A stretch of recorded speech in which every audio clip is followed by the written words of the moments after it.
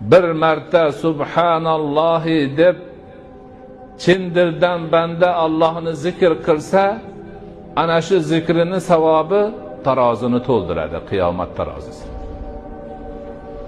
Agar banda bir marta alhamdulillahi vallohu akbar deb qo'ysa, yer va osmonlarni orasi savobga to'lar ekan uning uchun.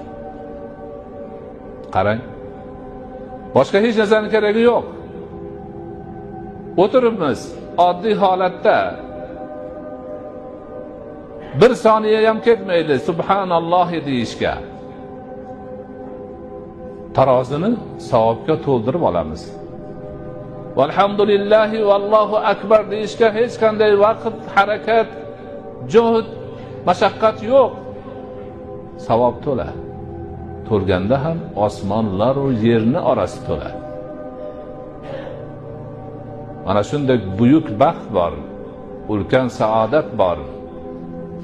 Cheki yo'q savob bor. Lekin biz vaqtimizni g'iybat bilan o'tkazamiz. Bo'xton bilan o'tkazamiz. Behuda so'zlar bilan o'tkazamiz. Har xil bo'lmag'ur gaplar bilan o'tkazamiz.